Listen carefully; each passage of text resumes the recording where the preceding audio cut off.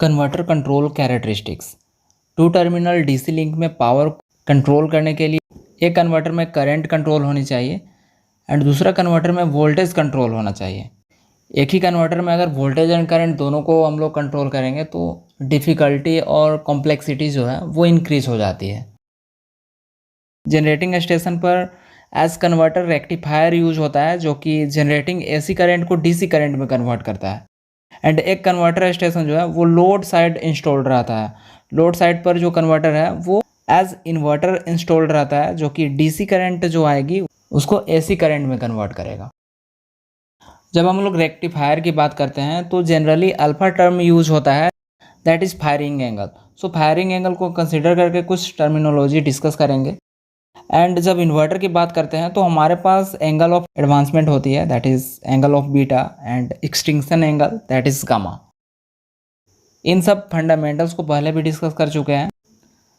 Now converter control characteristics को देखते हैं।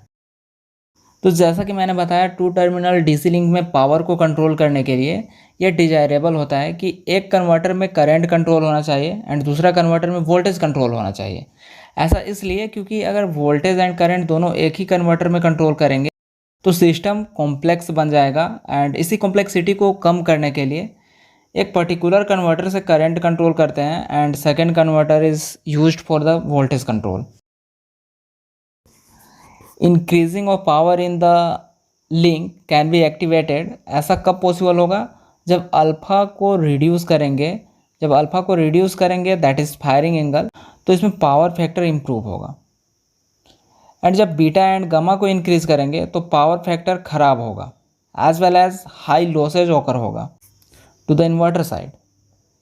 HVDC लिंक में जब पावर की बात करते हैं that will simply power P is equal to ID into VD, VD is the DC voltage and ID is the DC current, जो कि डिफरेंट मेथड्स के हेल्प से अचीव किया जा सकता है, like constant current method, that is CC, constant extinction angle, that is CEA, constant beta. जब हम लोग कांस्टेंट बीटा मेथड अप्लाई करते हैं तो हमें पुअर पावर फैक्टर मिलता है।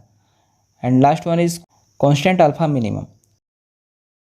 We have total 2 station. Suppose station 1 AB, BC and CD के रूप में ऑपरेट हो रहा है। So AB, BC and CD को कैरेक्टरिस्टिक्स में दिखाया गया है। यहाँ पर वर्टिकल एक्सिस VD है एंड हॉरिजेंटल एक्सिस ID को रिप्रेजेंट कर रहा है। If VD and ID both are positive, इसका मतलब है कि जो करंट है वो पॉजिटिव डायरेक्शन में फ्लो कर रही है, मतलब जनरेटिंग स्टेशन से लोड स्टेशन की ओर फ्लो कर रही है। यहाँ पर AB, BC and CD station 1 के कैरेक्टरिस्टिक्स को शो कर रहा है। एंड अगर हम लोग स्टेशन 2 की बात करें तो HG, GF and FE station 2 को शो कर रहा है। So as you can see, AB, BC and CD is representing station A and HG, GF and FE is showing station 2। And यहाँ पर जो ग्राफ है वो टोटल 2 कैरेक्टरिस्टिक्स को रिप्रेजेंट कर रहा है, AB, BC, CD that is station 1 and HG, GF, FE that is station 2। And इस पॉइंट पर दोनों कैरेक्टरिस्टिक्स एक दूसरे को इंटरसेक्ट कर रहा है, so this point is called operational point. इसमें A से C तक का जो ग्राफ है वो कांस्टेंट करंट को शो कर रहा है for station 1, that is rectifier with constant current control. And C से E तक का जो कर्व है वो कांस्टेंट एक्सटिंक्शन एंगल को शो कर रहा है, जो कि स्टेशन 2 और इन्वर्टर का ग्राफ है, that is constant extinction angle. Now 3 mode of operation को समझेंगे। रेक्टिफायर पर constant current CC and inverter पर constant extinction angle CEA operational point A को रिप्रेजेंट करता है, जो कि एक नॉर्मल मोड ऑफ ऑपरेशन है। With slight dip in AC voltage then point of intersection point C की ओर ड्रिफ्ट होगा, जिससे रेक्टिफायर पर अल्फा मिनिमम वैल्यू मिलेगा एंड इन्वर्टर पर मिनिमम गामा वैल्यू मिलेगा। थर्ड मोड क्या है? रेक्टिफायर पर जब लोअर AC वोल्टेज होगा तो mode of operation point B पर शिफ्ट होगा एंड पॉइंट B पर inverter constant current CC provide करेगा एंड इस टाइम रेक्टिफायर पर अल्फा मिनिमम होगा, अल्फा मिनिमम वैल्यू मिलेगा। कैरेक्टरिस्टिक्स ए बी को अगर देखें तो ए बी का मोर नेगेटिव स्लोप है then characteristics F E.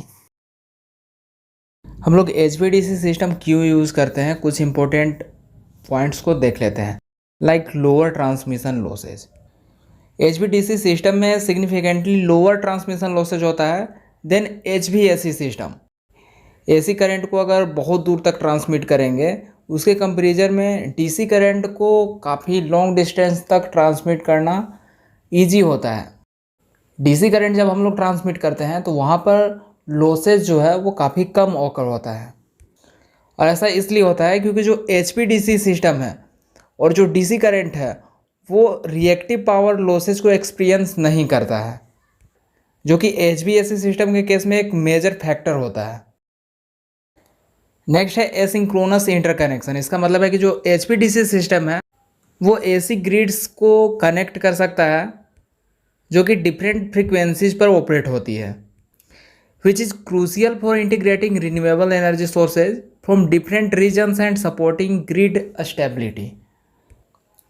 Flexible power control, HVDC system independent control offer करता है जहाँ पर real and reactive power flow कर सकता है and more precise control allow करता है for power flow and grid stability. Next है long distance transmission.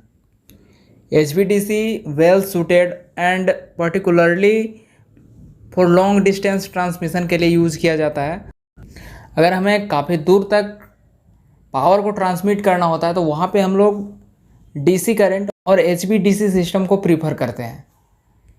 Reduced electromagnetic interference, HVDC system जो है वो काफ़ी कम इलेक्ट्रोमैग्नेटिक इंटरफेरेंस प्रोड्यूस करता है कंपेयर टू HVAC सिस्टम, जो कि इसको सूटेबल बनाता है फॉर सेंसिटिव इन्वायरमेंट्स। नेक्स्ट है लोअर कॉस्ट। HVDC इंफ्रास्ट्रक्चर को स्टार्टिंग में और बोल सकते हैं इनिशियल कॉस्ट हाई होता है, पर अगर हम लोग लॉन्ग टर्म की बात करें तो वहाँ पे जो कॉस्ट है वो लोअर हो जाता है। इसमें मेंटेनेंस की रिक्वायरमेंट बहुत ज़्यादा नहीं होता है, लॉसेज काफ़ी कम ऑकर होता है, जिससे HVAC के कंपेरिजन में जो HVDC सिस्टम है वो लोअर कॉस्ट एंड काफ़ी इन्वायरमेंटली सूटेबल होता है। इस पर्टिकुलर टॉपिक का अगर आप नोट्स चाहते हैं तो डिस्क्रिप्शन एंड कमेंट बॉक्स में मैंने लिंक दिया है, जो कि आपके एकेडमिक एग्ज़ाम्स के लिए काफ़ी हेल्पफुल होगा। तो इस तरह से कोई भी टॉपिक को अगर आप इजी वे में समझना चाहते हैं तो चैनल को सब्सक्राइब कर लें और बेल आइकन को भी प्रेस कर लें ताकि वीडियोज़ आप तक पहुंच सकें।